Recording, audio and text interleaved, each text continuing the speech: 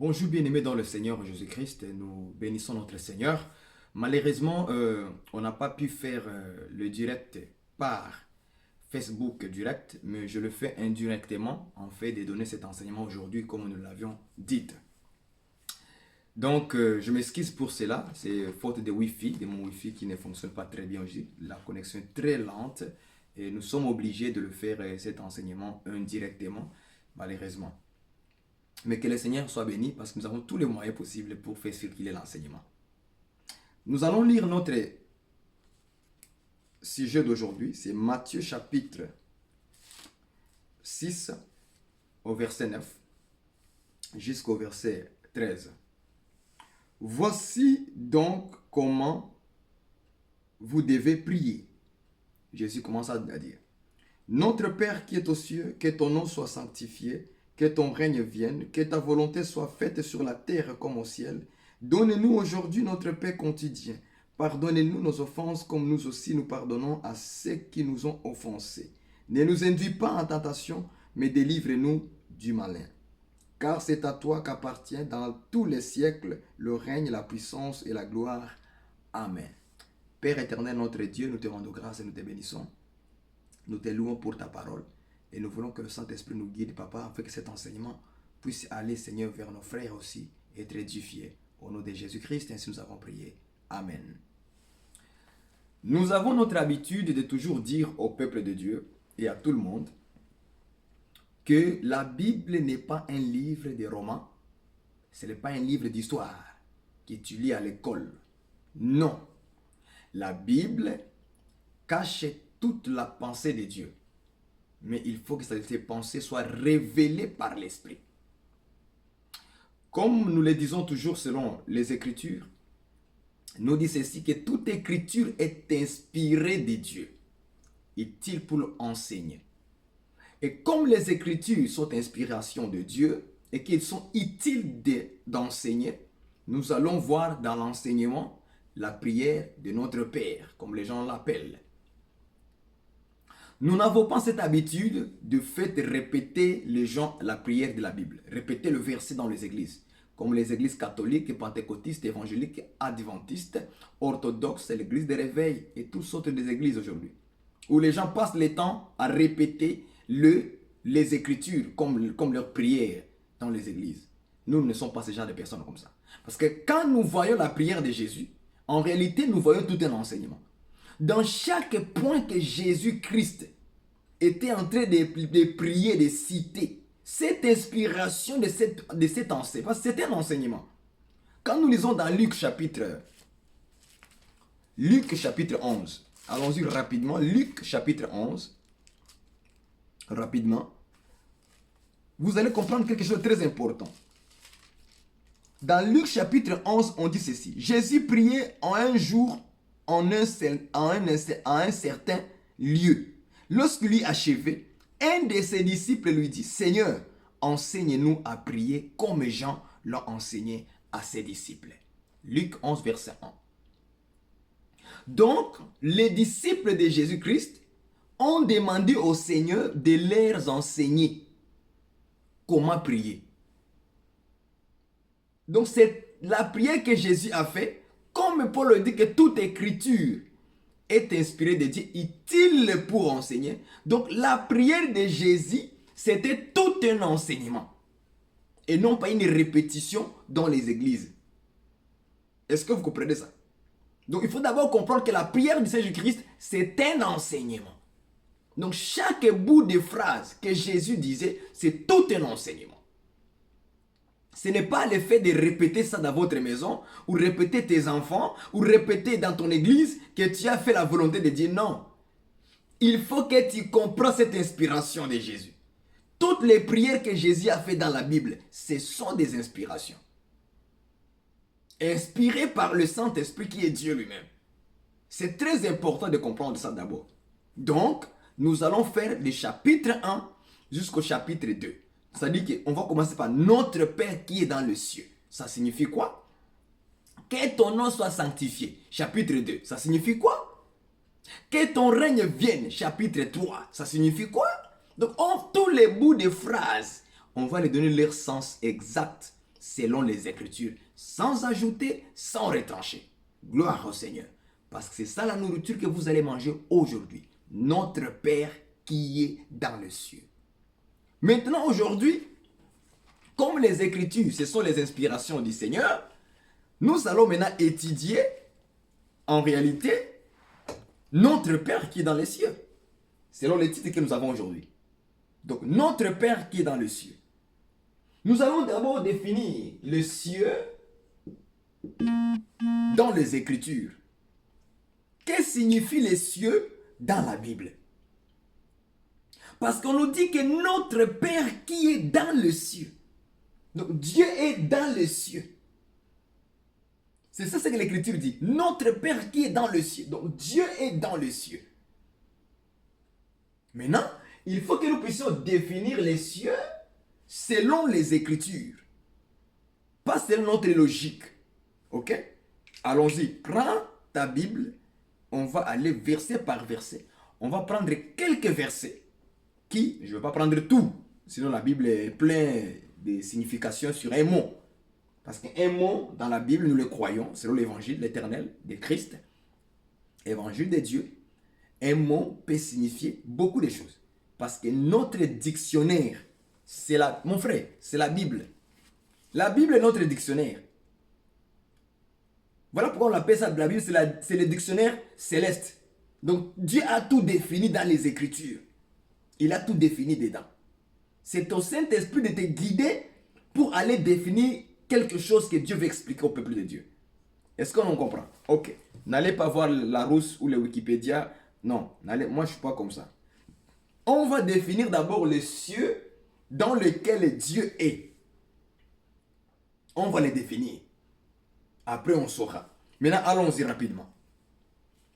Allons-y rapidement. Prenons Ésaïe 34, verset 4. Allons-y. Ésaïe 34, verset 4.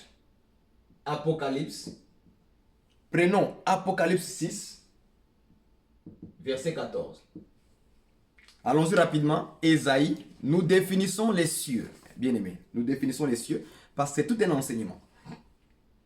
Ésaïe, allons-y dans Ésaïe 34, verset 4. 34, verset 4 dit ceci. Toute l'armée des cieux s'est dissoute. Les cieux sont roulés comme un livre et toute leur armée tombe, comme tombe la feuille de la vigne, comme tombe celle du figuier. J'aimerais que vous reteniez cette petite phrase-là. Cette petite phrase, il dit, toute l'armée des cieux s'est dissoute, virgule. Écoutez, les cieux sont roulés comme un livre. Ah, j'aime ça. J'aime l'écriture. Donc, le cieux égale livre. C'est pas moi qui l'ai dit. C'est Ésaïe 34, verset 4. Prenons Apocalypse 6, verset 14 aussi. Va répéter la même chose. Allons-y dans Apocalypse rapidement. 6, verset 14. Le ciel se retira comme un livre qu'on roule. Le ciel se retira comme un livre qu'on roule. Donc le ciel est comparé à un livre. Donc nous pouvons dire que le ciel égale livre. Est-ce que vous voyez ça? Donc Ésaïe dit, les cieux sont roulés comme un livre. Apocalypse dit que le ciel se retira comme un livre qu'on roule. Donc c'est pour dire que le ciel peut être défini dans la Bible comme un livre. Maintenant, quand nous retournons dans Matthieu chapitre 6, verset 9, qu'est-ce qu'on nous dit? Notre Père qui est dans le ciel. Donc, le ciel égale le livre. Donc, nous pouvons dire notre Père qui est dans les livres. C'est la même chose. C'est la même chose. Parce que le ciel, on vient de nous définir le ciel comme les livres. Donc, nous pouvons dire notre Père qui est dans les livres. Donc Dieu se trouve dans les livres, dans le rouleau.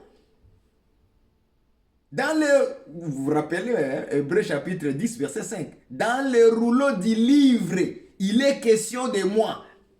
Il est question de Christ. Avant d'entrer dans le monde, il dit, je suis venu faire, oh Dieu, ta volonté. Donc le rouleau du livre. Donc Dieu se trouve dans les rouleaux, dans les livres. Dans un livre. C'est ça qu'on appelle les cieux. Donc Dieu se trouve dans les livres. Alléluia. Donc jusque-là on se comprend, on n'a pas inventé. Je suis allé chercher la définition de cieux. Le ciel, ou les ciels si vous voulez, au singulier ou au pluriel, peu importe. C'est les livres. Donc Dieu se trouve dans les livres. Donc toi tu vas chercher Dieu où? Maintenant vous comprenez pourquoi sur la terre, il y a beaucoup de livres de croyances, des livres spirituels. Est-ce que vous comprenez ça? Oui, il y a beaucoup de livres spirituels, des livres de croyances. Quand tu vas dans telle religion, ils ont leurs livres de croyances. Quand tu vas dans une religion, il y a un livre de croyances dans lequel ils suivent. Ils sont guidés selon les paroles de leur Dieu. Et leur Dieu se trouve dans ces livres-là.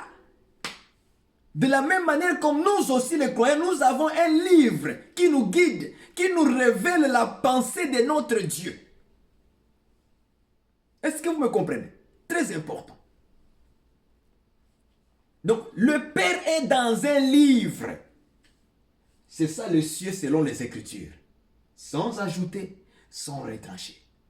Juste expliquer, définir les cieux, et on commence à comprendre.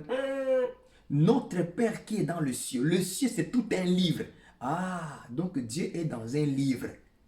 Donc, si tu veux trouver le Père, tu ne le trouveras pas très loin. Il se trouve dans les livres. Tu veux comprendre Dieu, toi tu es sur la terre. Il faut le trouver dans les livres. Alléluia. C'est ça les Écritures. Prenons encore notre définition. Le ciel. On prend maintenant les cieux. On va définir les cieux, ça signifie quoi?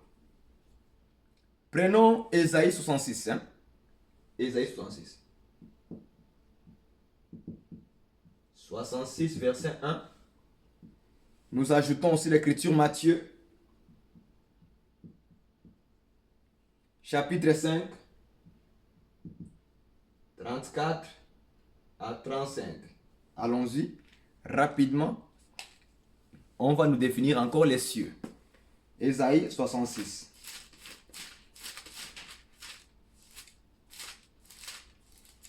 Verset 1. Jusque-là, je vais aller doucement. Même les bébés spirituels vont comprendre. Ésaïe 66, verset 1. Ainsi parle l'Éternel. 2 points. Le ciel est mon trône. Le ciel est mon trône. Donc, nous voyons que dans Ésaïe, cieux égale trône. Est-ce que vous voyez ça? Prenons Matthieu encore une fois. Il va répéter la même chose, Matthieu. Matthieu 5, 34 à 35.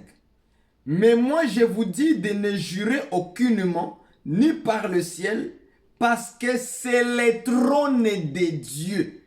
Ne jurez pas par le ciel. Pourquoi? Parce que c'est le trône de Dieu. C'est le trône du Père. C'est là où Dieu s'assoit.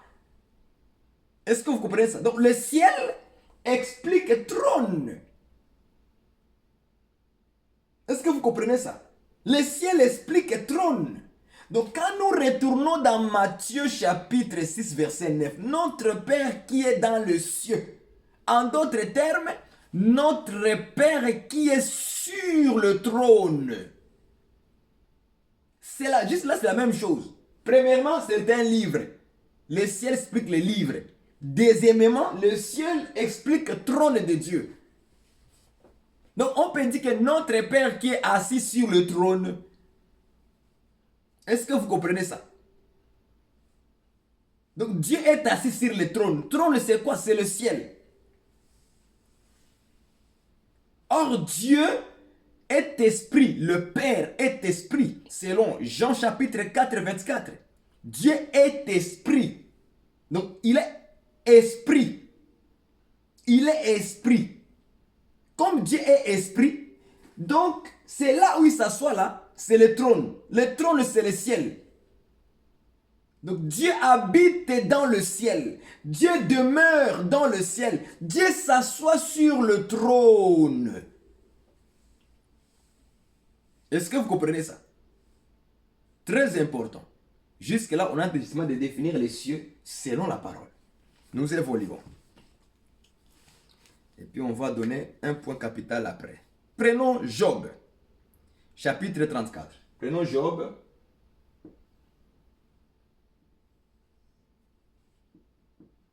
Job 37, verset 18. Nous allons ajouter Jacques, chapitre 1, verset 23. Nous commençons par Job. Allons-y. Job. Nous prenons les Écritures. Nous allons chercher Job 37 au verset 18. Rapidement, 37, verset 18. Verset 18, oui. 37 et 18. Je lis. Peux-tu comme lui étendre le ciel, aussi solide qu'un miroir de métal fondu? Vous avez vu ça? Peux-tu comme lui étendre le ciel, aussi solide qu'un miroir de métal fondu? Ah, donc le ciel est comparé à un miroir. J'aime ça. Je n'ai rien à ajouter. J'aime ça. On écrit ça, frère. On écrivait ça. Donc, ciel égale miroir. Est-ce que vous voyez ça? Donc, ciel égale miroir. Donc, peux-tu, comme lui, étendre le ciel, virgule, aussi solide qu'un miroir? Donc, on a comparé le ciel à un miroir. Oh, dans le miroir, c'est là où on se regarde. Donc, on peut dire ceci, selon Matthieu 6, verset 9. Notre Père qui est dans le ciel. Le ciel, c'est quoi? Miroir. Remarquez ça. Le ciel, c'est le miroir. Donc, notre Père qui est dans le miroir. Est-ce que vous comprenez ça? Donc, notre Père qui est dans le miroir. Donc, Dieu se trouve dans le miroir. Le ciel égale miroir. Donc, Dieu est dans le miroir.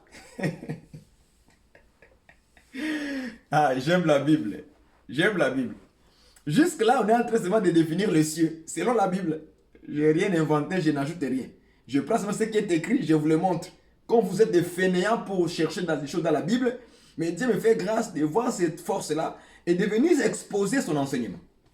En fait, que nous comprenions très bien. Donc, Dieu se trouve dans le miroir. Le miroir là, c'est quel miroir?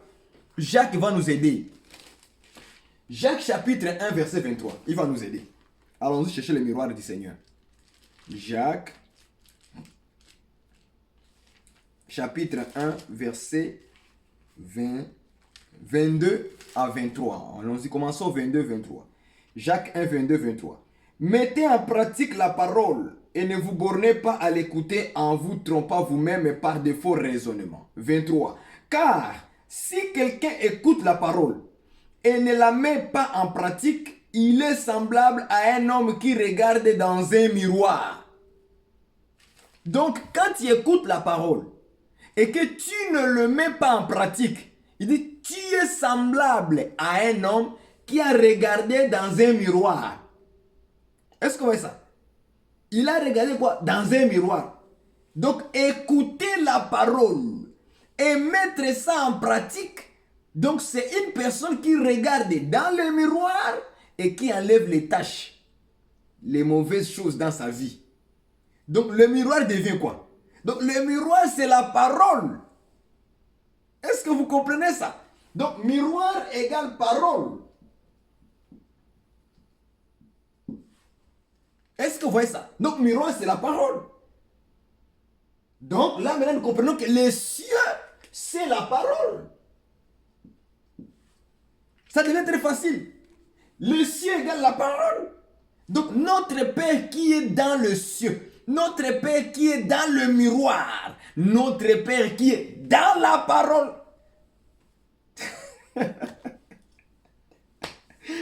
Donc Dieu se trouve où? Dans la parole, dans sa parole. Tu ne peux pas séparer Dieu avec sa propre parole. C'est impossible, bien le Seigneur. Voilà le ciel que nous cherchons. C'est la parole du Seigneur. C'est le miroir. Quand tu regardes comme ça, tu vois Dieu. Est-ce que vous comprenez ça? Jusque-là, on est en train de définir le ciel.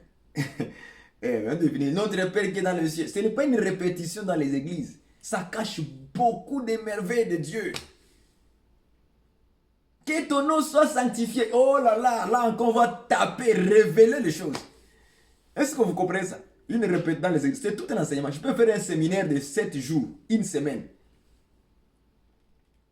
On peut faire un séminaire de une semaine enseignant Matthieu 6, 9 à 13.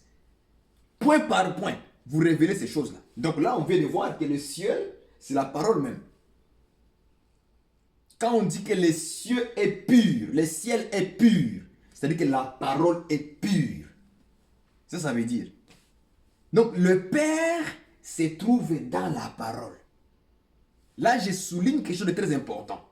Le Père qui est dans le ciel, c'est-à-dire le Père qui est dans le miroir, le Père qui est dans la parole. Donc Dieu, le Père, se trouve dans la parole. Si quelqu'un vous dit que le Père est distinct de la parole, comprend que cet enseignement est faux, terrestre, charnel et diabolique. À la fin, voilà. Que personne ne vienne te dire que Dieu ce n'est pas la parole. Comprends déjà. Au commencement était la parole. La parole était avec Dieu. La parole était Dieu. C'est ça, comme ça, on doit présenter dans les Écritures. Donc Dieu est dans la parole. Vous ne pouvez pas séparer Dieu et sa parole. La parole, c'est lui-même qui est dedans. Or, la parole ici que je vous parle, la parole que je vous parle ici, ce sont les Écritures. Voilà.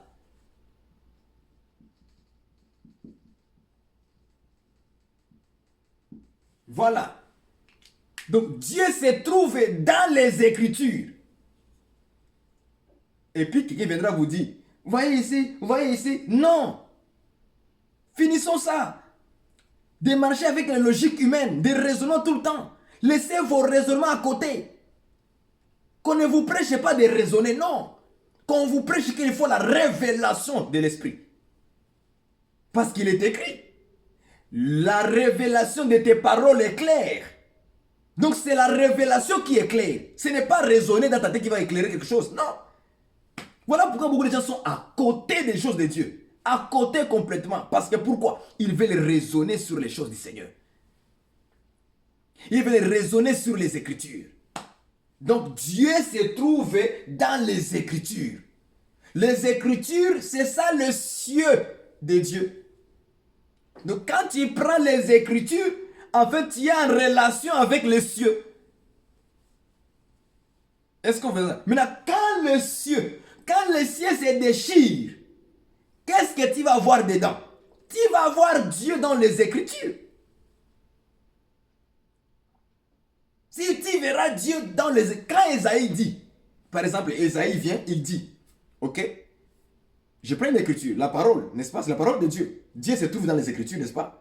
Dedans. C'est ça le miroir dans lequel tu peux trouver Dieu. C'est les cieux. Là, quand les cieux se déchirent, donc les Écritures se déchirent, là maintenant tu peux voir Dieu dedans. Est-ce que vous comprenez ça? Je prends l'écriture d'Esaïe. Esaïe dit, Esaïe 9, 5. Un enfant nous est né, un fils nous est donné, Est-ce que vous comprenez ça? Ça, c'est le cieux, c'est l'écriture, c'est une parole. Mais il faut les déchirer pour voir Dieu dedans. Est-ce que vous comprenez ça? Et la domination se reposera sur ses épaules. On l'appellera Dieu puissant, Père éternel, conseiller, admirable, prince de paix. Donc qui est ce prince de paix? Les fils. Qui est ce conseiller? Les fils. Qui est cet admirable? C'est les fils. Qui est Dieu puissant? C'est les fils. Qui est le Père éternel? C'est les fils. Bon, jusque-là, l'écriture n'est pas encore déchirée. Jusque-là, les cieux ne sont pas encore déchirés pour nous révéler de qui il s'agit. Est-ce que vous voyez ça? Donc, l'écriture doit donc, la nuée doit bouger. J'aime ça, frère. La nuée doit bouger. Lorsque la nuée bouge, il s'ouvre. Et quand la nuée s'ouvre, qu'est-ce qui sort dans la nuée? La pluie. Donc la pluie maintenant, c'est ça la révélation qui vient dévoiler ce qui était caché dans la nuée. Est-ce que vous me comprenez? Donc quand la nuée s'ouvre, c'est la pluie qui tombe. La pluie qui tombe là vient dans la nuée parce qu'il était absorbé. Il était dans la nuée. Il était caché dans la nuée.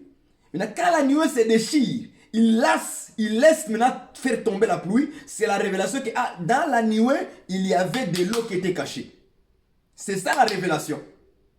Donc, dans l'écriture du Seigneur, que Dieu a donné dans la loi, dans les prophètes, dans le psaume, ça cachait la personne de celui qui était dans la nuée dans les Écritures. Mais déchirer la nuée, c'est déchirer les Écritures. Quand l'Écriture se déchire, qui va sortir là-bas? C'est de l'eau qui va sortir. C'est le Père qui va sortir. C'est le Père là qu'on a appelé Fils, la pluie. Donc notre Père qui est dans le ciel, Dieu est dans la parole. Comme il est dans la parole, dans les Écritures, quand il sort comme Fils, la pluie. Donc le Fils que vous voyez là, c'est Dieu lui-même. C'est le Père qui était caché dans le prophète, dans la loi et le psaume, dans les Écritures, dans la parole, dans le miroir.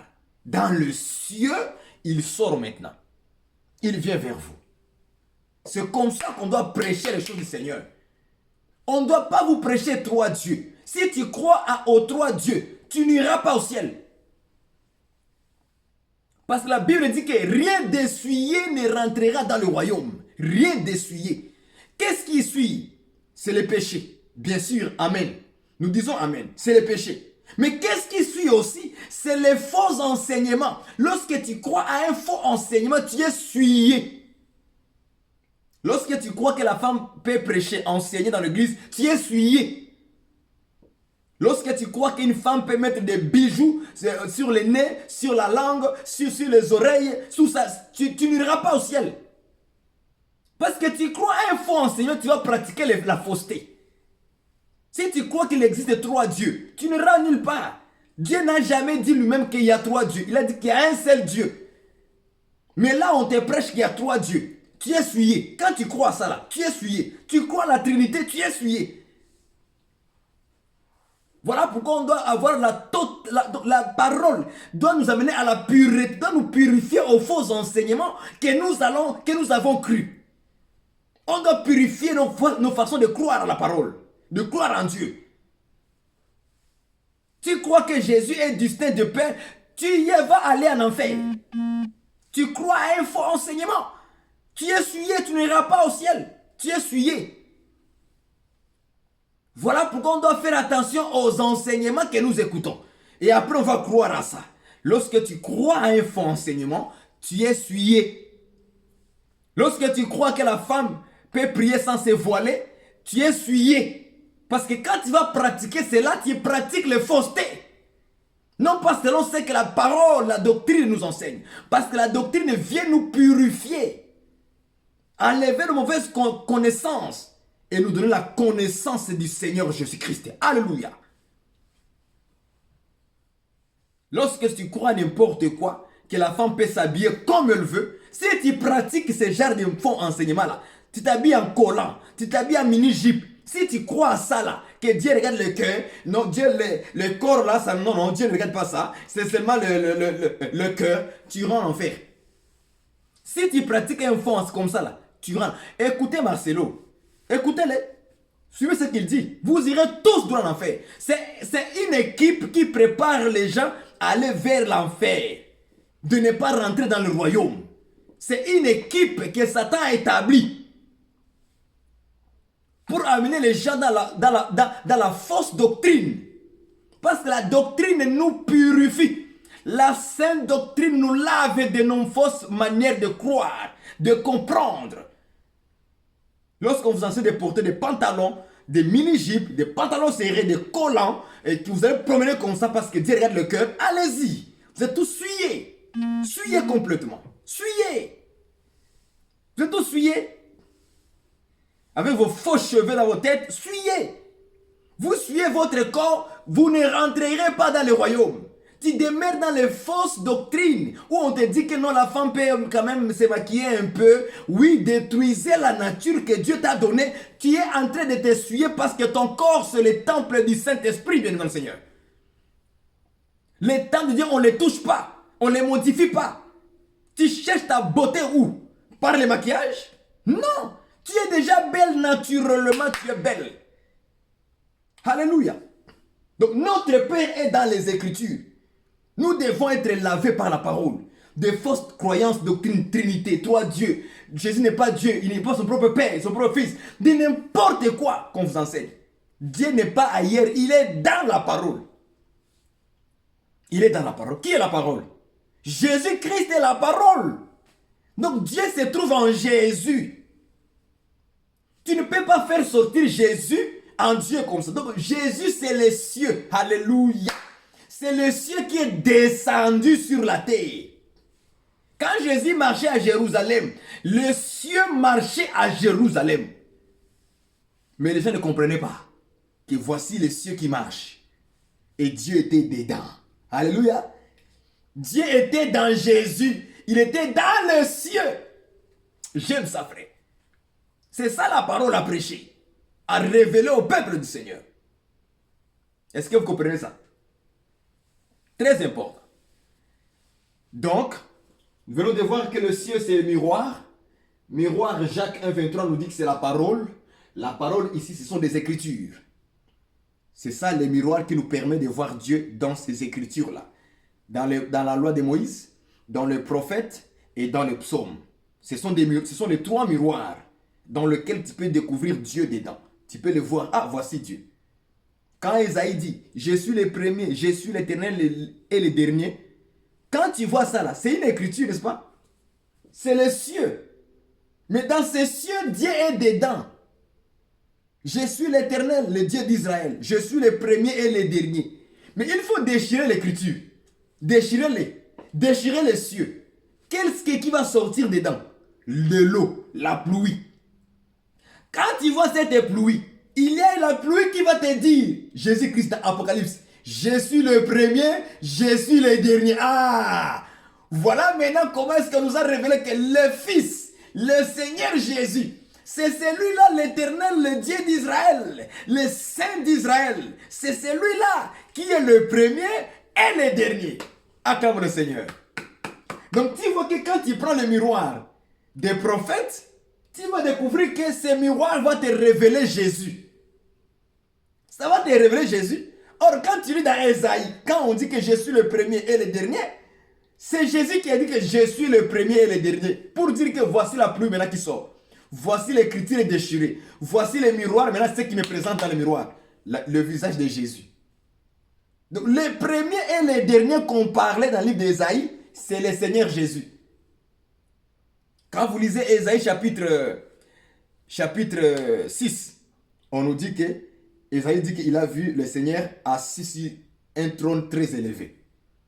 Et quand vous lisez l'écriture, on dit ceci, que les anges adoraient, et puis ils disaient, Saint, Saint, Saint est l'Éternel. Vous voyez ça? Saint, Saint, Saint est l'Éternel. Ah, ça c'est l'écriture. Ça c'est quoi? C'est le miroir. Ça, c'est quoi? C'est le cieux. Mais dans ce cieux-là est caché Dieu dedans. Le Père est caché dedans. Il faut déchirer les cieux. La pluie tombe. Quand vous lisez l'Apocalypse, on rend hommage à Jésus. On adore Jésus-Christ qui est assis sur le trône. Et puis on dit, Saint, Saint est le Seigneur Dieu, tout-puissant. Et en plus on dit, le Seigneur Dieu tout-puissant. J'aime ça, frère. Est-ce que vous comprenez ça? Très important. Jusque-là, on est encore dans l'enseignement. Le cieux. Expliquons les cieux rapidement. Les cieux est expliqué aussi comme étant le temple. Prenons Psaume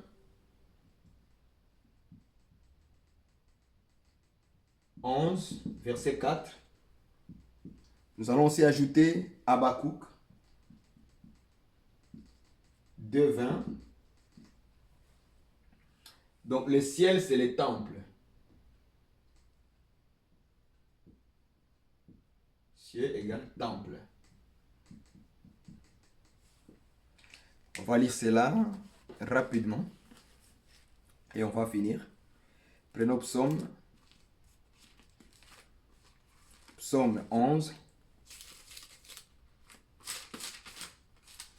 Psaume 11, verset 4. Il dit ceci. L'Éternel est dans son saint temple. L'Éternel a son trône dans le cieux. Ses yeux regardent, ses paupières sondent le Fils de l'homme. Donc ici dans Psaume 11, verset 4, on nous dit que l'Éternel est dans son saint temple. Il est dans le saint temple. C'est là où Dieu demeure. C'est là où Dieu réside. Est-ce que vous comprenez ça? Il est dans le saint temple. Et dans ce saint temple-là, c'est ça qu'on appelle ici, regardez très bien, on appelle ici que l'Éternel a son trône dans le cieux. Or, Dieu habite où? Dans le cieux. Mais ici, on nous dit que Dieu est dans son saint temple. Et il a placé le trône dans le cieux. Donc, ça veut dire que les cieux, là où Dieu est, c'est le saint temple. C'est le saint temple. Donc, le cieux égale le saint temple. C'est pas moi qui les définis, c'est les Écritures qui définissent ça comme ça. Donc, parler du ciel, c'est parler du temple de Dieu. Or, dans Jean chapitre 2, verset 19, en descendant, lorsque Jésus a parlé aux pharisiens en disant ceci, détruisez-moi ce temple et en 3 jours je vais le construire. La Bible dit qu'il parlait du temple de son corps. Il parlait du temple de son corps.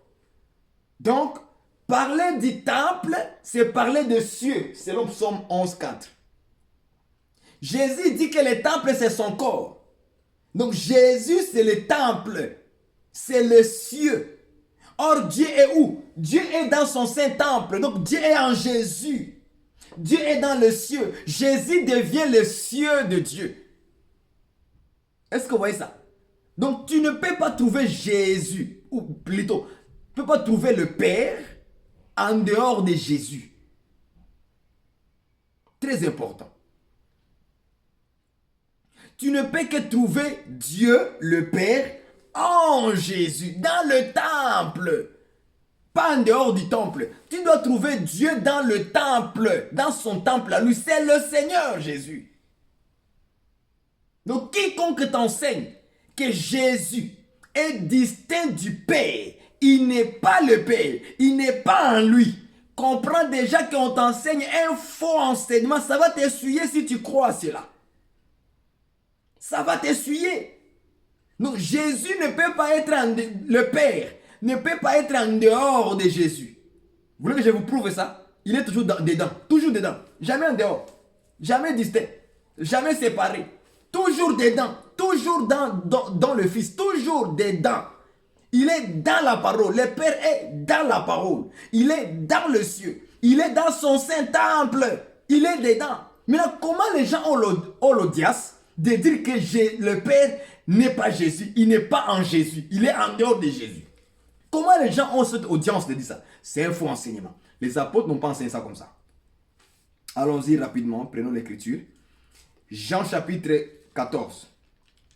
Je vais vous prouver que le Père n'a jamais été en dehors du Fils. Jamais de la vie. Toujours dedans. Ça, c'est le vrai enseignement qu'il faut présenter. Il faut respecter les Écritures. Et nous, on respecte ça. Jésus n'est pas le Père, il n'est pas Dieu, il n'est pas ceci. Des bêtises comme ça, nous, on n'accepte pas ça. Il faut les détruire. Et je prêcherai toujours la sainte doctrine comme ça. Un seul Dieu. Lui-même, il fait tout lui-même. Prenons Jean 14, verset. Nous allons prendre un verset rapidement.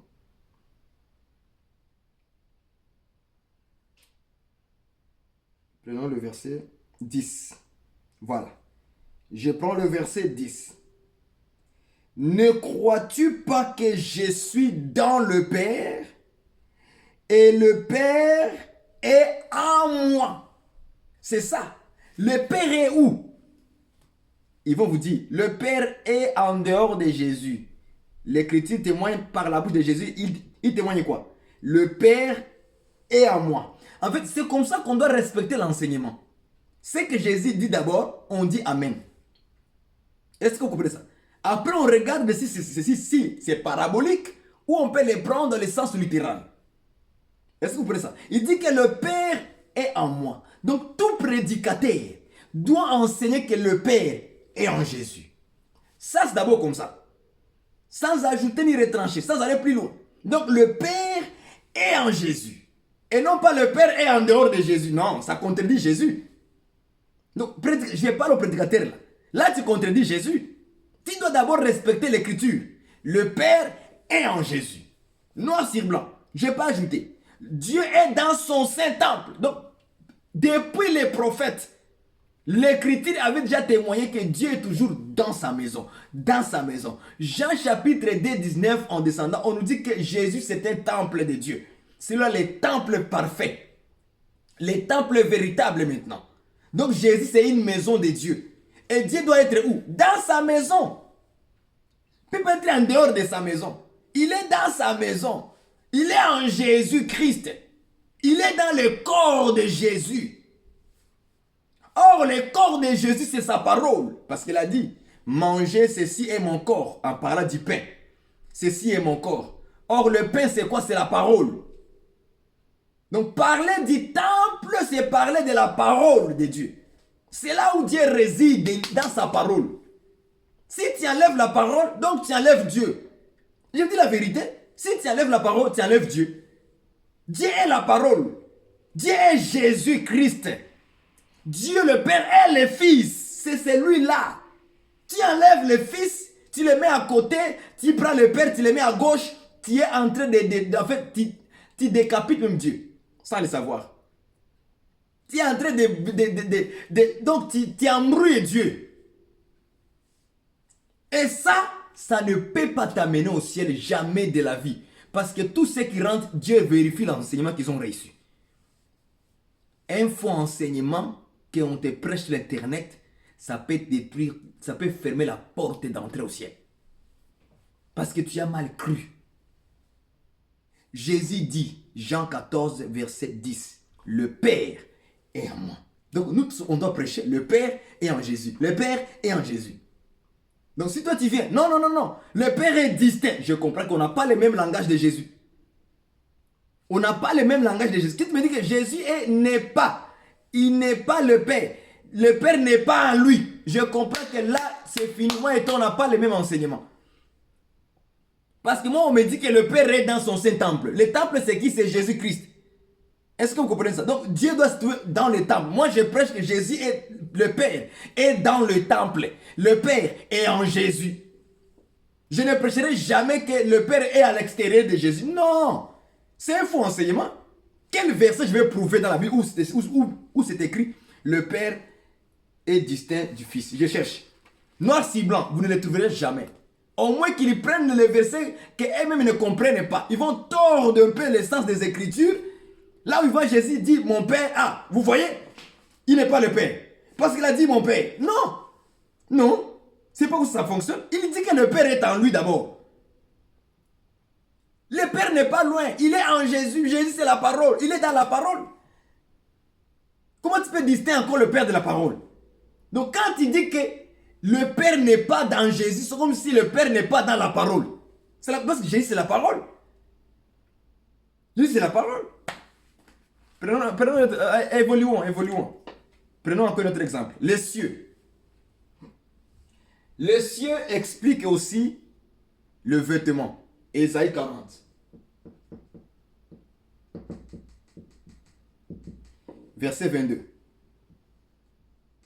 On termine l'enseignement d'aujourd'hui. On va évoluer. Ésaïe 40. Ésaïe 40. Verset 22. Ésaïe 40, rapidement, 40, 22. On dit ceci.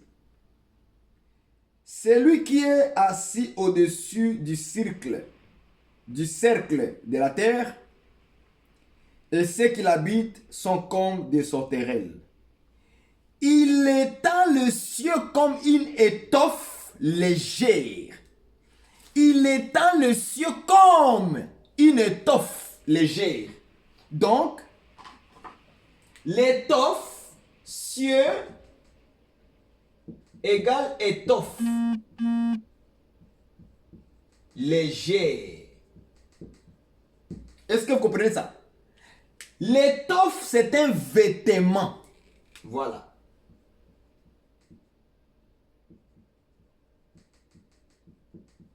L'étoffe légère est un vêtement.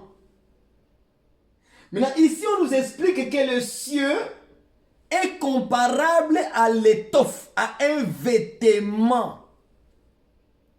Donc, on peut dire que Dieu est où? Est dans le vêtement. Ah là là là là. Donc, Dieu est dans le vêtement. C'est là où Dieu se trouve dans le vêtement. Voilà. Maintenant, c'est quoi le vêtement? Dans la Bible, le vêtement, c'est le corps. Dieu est dans le corps. Quel corps? Christ. Jésus-Christ, c'est le corps de Dieu. Est-ce que vous voyez ça? C'est ça que Job a dit. Job a comparé son corps à un vêtement. Donc, vous comprenez que le vêtement, en réalité, c'est le corps. C'est un corps. Donc, le cieux, c'est un corps. Mais les corps de qui? Les corps d'homme, qui est Jésus-Christ. Donc, dans le corps de Jésus, Dieu le Père était dedans. Voilà pourquoi les gens voulaient voir le Père. Philippe a posé la question. Nous voulons voir le Père. Mais il dit, mais non, le Père n'est pas loin, le Père est dans le vêtement. Le Père est dans le vêtement, le Père est dans le corps. C'est lui qui a vu les vêtements de Dieu, il a vu Dieu. Est-ce que vous comprenez? C'est lui qui a vu les vêtements dans lesquels Dieu se trouve. Dans l'étoffe légère. Tu as vu Dieu. Donc c'est lui qui voit Jésus, il voit Dieu. Il ne voit pas quelqu'un d'autre, comme les gens vous prêchent sur Internet là. Quand ils disent que Jésus n'est pas le Père, donc Jésus n'est pas le corps que Dieu a utilisé. C'est ce que Paul a dit. Le mystère de piété est grand. Dieu a été manifesté dans la chair. Dieu a été manifesté dans l'étoffe, dans le vêtement. On peut expliquer que les vêtements ici, ça peut prendre aussi l'explication sur les Écritures. C'est aussi les vêtements de Dieu, les Écritures. Donc quand tu vois le vêtement de Dieu, les prophètes, la loi, les psaumes, ça parlait que de Dieu lui-même. Là, voici là où Dieu se trouve. On peut aussi expliquer les cieux comme étant le royaume des cieux. Donc le cieux, c'est un royaume. C'est là où Dieu est. Le royaume, c'est Jésus-Christ toujours. Jésus dit, le royaume de Dieu est au milieu de vous. Il parlait de lui-même. Étant comme le royaume. Donc Dieu ne peut pas être en dehors de Jésus. Qu'on ne te trompe pas. Je peux te prêcher ça, des airs et des airs, c'est ça là, les cieux. Des airs, on peut te prêcher ça. Donc, bien-aimé dans le Seigneur, notre Père qui est dans le cieux, c'est tout un enseignement, qu'on n'a pas tout décortiqué par rapport au point que nous avons expliqué par rapport au ciel ou aux cieux. Cela signifie les livres, les trônes, l'étoffe légère, c'est-à-dire les vêtements. Le ciel explique le miroir qui est la parole. Le ciel explique aussi les temples où Dieu habite, où Dieu demeure. Le ciel explique aussi la montagne. Parce que Dieu habite sur la montagne. Ça aussi, on n'a pas touché avec le verset, je les ai. Mais si vous avez besoin, appelez-moi, je vais vous donner toutes les définitions dessus. J'en ai plein comme ça. Je vais vous donner ça. Donc, je n'ai pas voulu prendre toutes les définitions, mais j'ai pris quelques définitions seulement pour vous les donner, afin d'évoluer pour notre Père qui est dans le ciel, c'est-à-dire notre Père qui est en Jésus-Christ d'abord. Donc, le Père se trouve en Jésus. Il n'est pas en dehors de Jésus. Il est en lui. Donc, quand tu veux parler à Dieu le Père, tu parles à Jésus. Quand Jésus te répond, c'est le Père qui t'a répondu. Il n'y a pas de distinction, ni de trinité, ni de quoi que ce soit, des petits dieux là qu'on vous a créés dans votre cœur. Faites attention à ne pas se trouver avec un faux enseignement, parce que ça va souiller ton cœur, souiller ton âme, et la porte des cieux sera fermée. Que Dieu vous bénisse, et nous aurons notre deuxième chapitre demain. Que ton nom soit sanctifié. Dans les Écritures toujours, nous allons encore une fois vous nourrir. Soyez bénis tous et à la prochaine. Bye bye.